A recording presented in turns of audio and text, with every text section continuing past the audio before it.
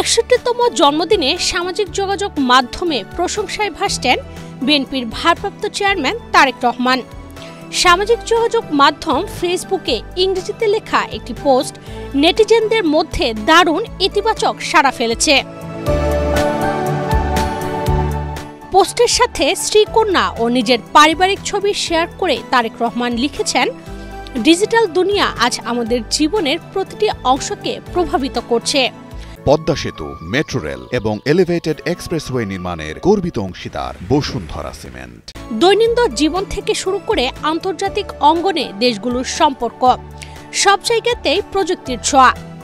অবিশ্বাস্য দ্রুতগতিতে যেভাবে প্রযুক্তি পৃথিবীকে বদলে দিচ্ছে, বাংলাদেশও তার বাইরে নয়। অনেক সময় আমি আর আমার স্ত্রী ভাবি, আমাদের মেয়েকে যে দুনিয়ায় বড় হতে হচ্ছে সেটা আমাদের শৈশবের পৃথিবী থেকে কতটাই না আলাদা। আর আজকের অনেক বাবা মায়ের মতো আমরাও একই সঙ্গে আশা ও আকাঙ্ক্ষা অনুভব করি।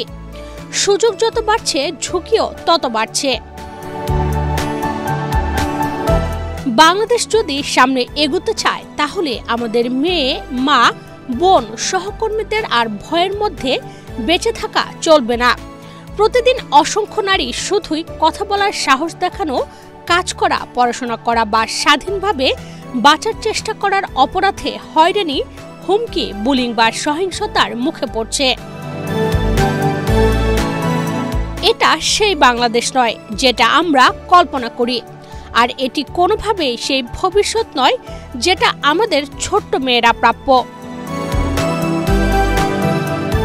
তারেক রহমান লিখেছেন, নারীদের নিরাপদ বোধ করতে হবে অনলাইন এবং অফলাইন উভয় জায়গায়, ঘরে এবং বাইরে, ব্যক্তিগত জীবন থেকে পেশাগত ক্ষেত্র সবখানে। এই বাস্তবতা গড়তে বিএনপি যে 5টি জরুরি অগ্রাধিকার বাস্তবায়নের কথা ভাবছে, সেগুলো হলো: 1. জাতীয় অনলাইন সেফটি সিস্টেম। নারীরা যেন দ্রুত ও সহজে সাইবার বুলিং, হুমকি, ভুয়া অ্যাকাউন্ট, ব্যক্তিগত তথ্য ফাঁস এসবের অভিযোগ করতে পারেন। 7 দিন 24 ঘন্টা হটলাইন, অনলাইন পোর্টাল এবং প্রশিক্ষিত প্রতিক্রিয়া দল থাকবে, যারা দ্রুত ও সম্মানজনকভাবে পদক্ষেপ নেবে। বড় বড় সামাজিক মাধ্যম প্ল্যাটফর্মের সঙ্গে অংশীদারিত্ব করে বাংলা ভাষায় কন্টেন্ট মডারেশন আরও শক্তিশালী করা হবে, যাতে অপমানজনক কন্টেন্ট দ্রুত সরানো যায়। 2. জনজীবনে থাকা নারীদের সুরক্ষা প্রোটোকল। সাংবাদিক, কর্মী, ছাত্রছাত্রী বা কমিউনিটি লিডার, পাবলিক লাইফে থাকা কোনো নারী যেন হামলা বা হয়রানির শিকার হয়ে চুপ হয়ে যেতে না হয়। জাতীয় নির্দেশিকা দ্রুত আইনি ও ডিজিটাল সহায়তা এবং গোপনীয়ভাবে অভিযোগ জানানোর সুযোগ থাকবে। 3. ডিজিটাল সেফটি শিক্ষা। স্কুল কলেজে ভর্তি বা ওরিয়েন্টেশনের সময় থেকেই বাস্তবমুখী ডিজিটাল সেফটি শেখানো হবে।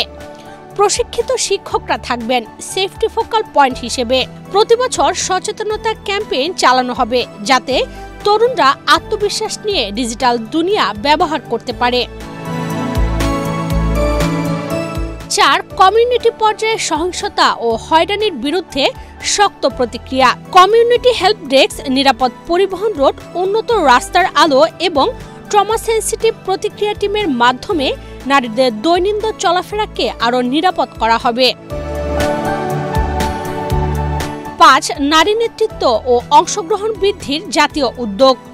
নেতৃত্ব প্রশিক্ষণ, মেন্টরশিপ নেটওয়ার্ক এবং স্কুল, অফিস, কারখানায় শিশু পরিচর্যার সুবিধা বাড়ানো হবে।